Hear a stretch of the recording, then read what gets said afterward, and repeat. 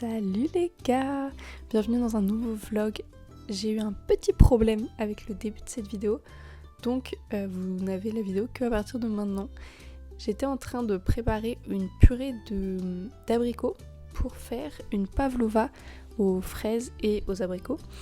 Donc pour faire votre confit d'abricots ou purée comme vous voulez, vous avez besoin de 250 g d'abricots, 20 g de sucre et une demi-gousse de vanille et un peu d'eau, à peu près un demi-verre d'eau. Vous faites d'abord dans une casserole chauffer votre sirop, donc votre sucre, votre vanille et votre eau. Ensuite vous rajoutez vos abricots, vous laissez cuire 10-20 minutes. Vous les sortez du feu, vous éteignez le feu, vous laissez cuire avec un couvercle par-dessus encore 5-10 minutes.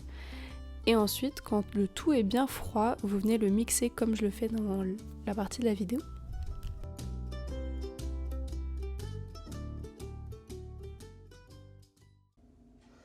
Les gars, je viens de rentrer de chercher des fraises. J'ai pris des fraises françaises et tout. Moi je fais le tout jusqu'au bout. Attendez, je vous remonte un peu. Et je vais vous pencher un peu. Voilà, on est mieux là. Donc j'ai pris des fraises françaises, sauf que évidemment, est-ce que j'ai pas oublié de regarder si on avait encore des œufs? Si.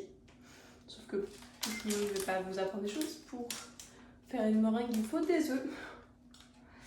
Enfin, il faut des blancs d'œufs surtout. Donc je vais devoir descendre. Mais je pense que je descendrai juste au petit marché en bas de chez nous. Parce que là, ça me saoule.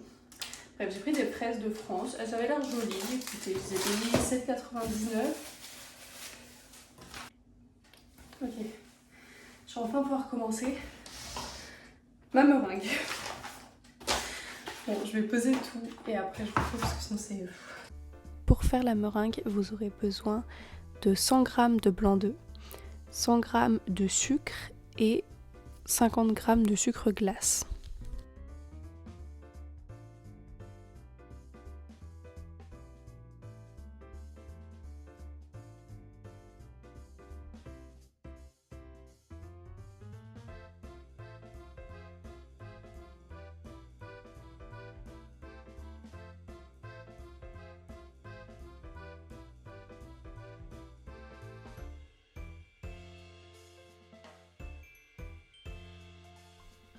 Vous venez ensuite mélanger le tout à l'aide d'un batteur. Si vous avez plusieurs vitesses sur votre batteur, n'hésitez pas à faire au début jusqu'à que ça devienne assez blanc, que le mélange blanchisse, à le faire à vraiment petite vitesse et ensuite vous augmentez progressivement jusqu'à obtenir une pâte bien ferme, un peu comme vos blancs d'œufs. Quand vous les montez en neige, il faut que ce soit quand même assez ferme.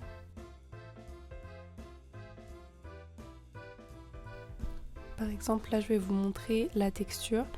J'étais pas convaincue, je trouvais ça encore trop liquide, donc j'ai refouetté un coup. Et après, vous allez voir, elle se tient mieux en tout cas, et a un beau bec d'oiseau.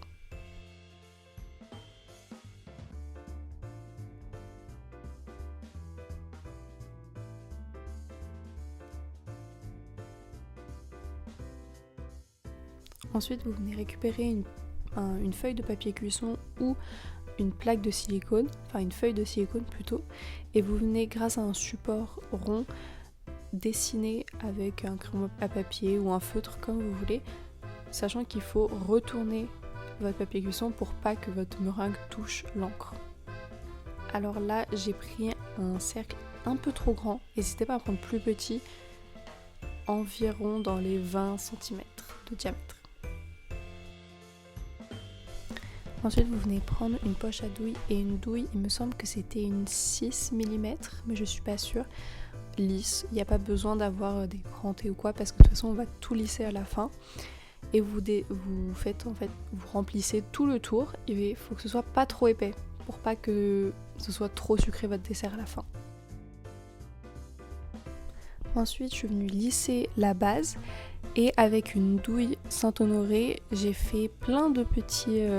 je sais pas comment vous dire, plein de petits traits tout autour pour créer un peu un effet de soleil ou de fleurs comme vous voulez.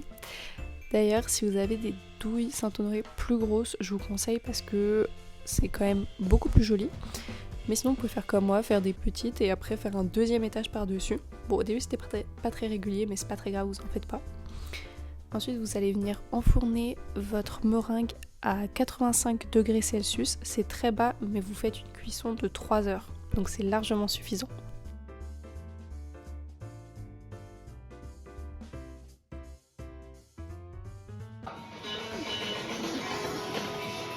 Bon, les gars, pour manger, je me suis fait un truc très rapide parce que j'ai pas trop eu le temps de me faire manger en fait. Donc, je me suis fait une petite tomate. Petite, en vrai, elle était pas si petite que ça, mais j'avais trop envie de manger de la tomate et ça fait mon légume, on va dire, même si c'est un fruit, vous avez compris.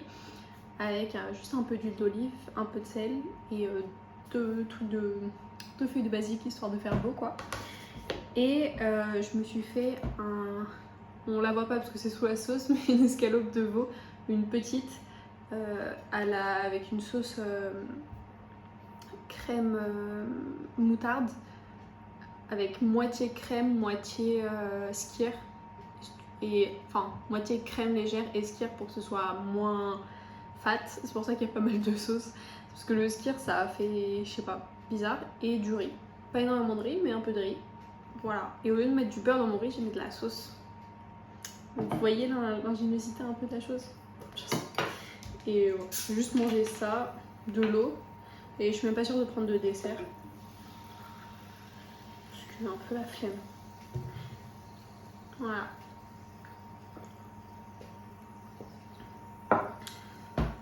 Bref, voilà.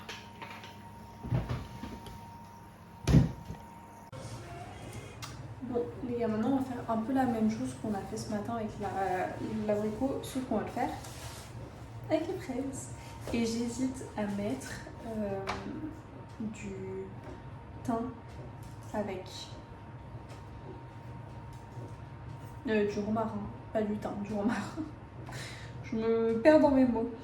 Là, je vais venir mettre 150 grammes de fraises, ce qui est complètement con ce que je suis en train de faire parce que il faut les équeuter. Bon, faut réfléchir avant de faire, mais vous avez compris le principe. Du coup, je vais équeuter 150 grammes de fraises et je vais les laver. Et je vais vraiment faire la même chose, les mêmes quantités. Enfin, pas les mêmes quantités du coup. Je vais mettre que 100 grammes de sucre, mais sinon je vais faire la même chose que pour l'abricot. Donc vous avez juste à revenir et vous aurez la même. Enfin, vous faites la même chose. Je vais pas vous le filmer deux fois du coup. Et là, il y a toujours la meringue qui est à cuire. Il lui reste à peu près 1 heure de cuisson. Bon, les gars, il est 16h20 et j'ai fini. Enfin, j'ai fini la cuisson. Je n'ai pas fini, mais ça fait déjà 3 heures qu'elle était au four. Écoutez, elle n'a pas changé de couleur. Elle est restée bien blanche. Elle n'a pas craquelé. Donc, pour l'instant, c'est une réussite, les gars. Enfin, c'est dommage que ça continue comme ça. Je dois faire...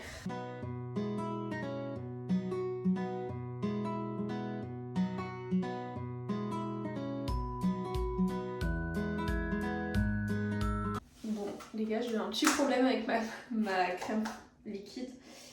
Donc, j'en ai mis une autre dans le congélo 10 minutes, histoire qu'elle soit un peu fraîche quand même.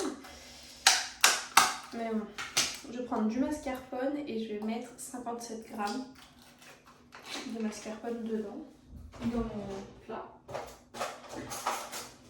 enfin dans mon bol, sachant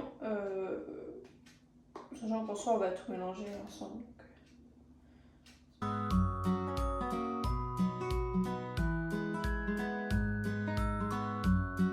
Et on va mettre 20 grammes de sucre blanc, sucre pas cristal mais sucre semoule.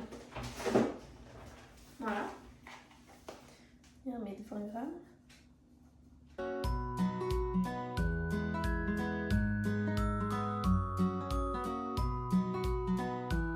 Et je vais mesurer 33 grammes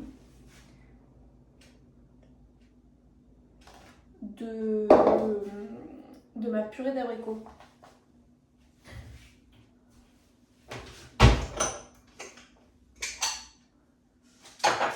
Sauf que j'hésite à en mettre plus.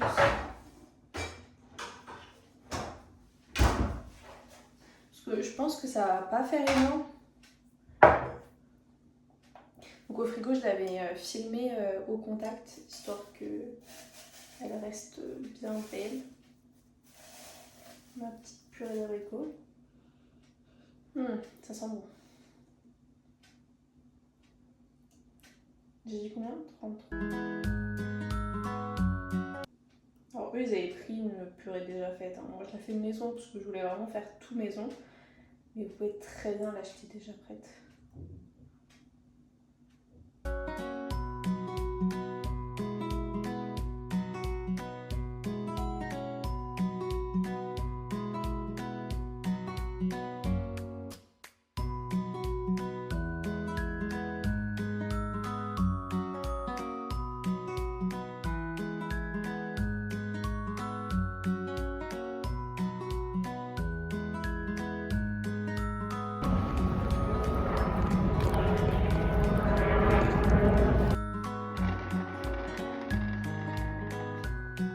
Ensuite, on va passer au montage de la pavlova. J'ai commencé par découper quelques fruits frais, histoire de les mettre vraiment en base pour avoir encore plus de fruits, parce que moi j'adore, je préfère les fruits que la crème, donc j'en mets un max. Vous allez voir, je vais en mettre partout. Il faut essayer de faire en sorte que ce soit le plus plat possible pour que après, quand vous pochez votre ganache, enfin votre chantilly plutôt, ce soit un max pratique et beau.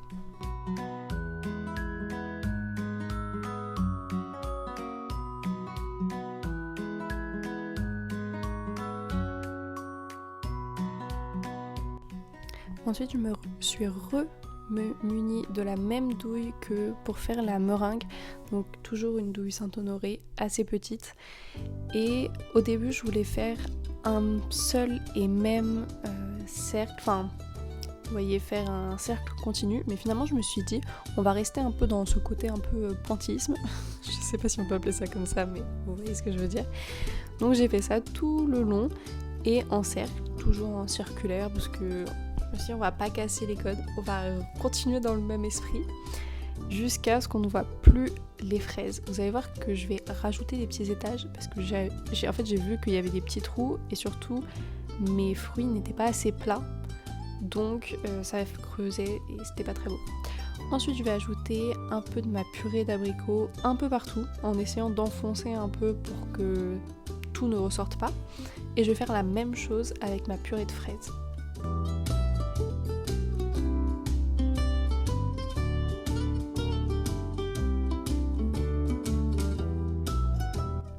Et ensuite on laisse place à sa créativité. Vous mettez les abricots, les fraises, comme vous voulez, vraiment ce que vous trouvez beau, ce qui vous plaît. D'ailleurs moi je les ai coupés assez fins, mais vous pouvez les couper plus gros ou encore plus fins, vraiment vous faites ce que vous voulez, vous pouvez les couper en rondelles, c'est vraiment comme vous voulez.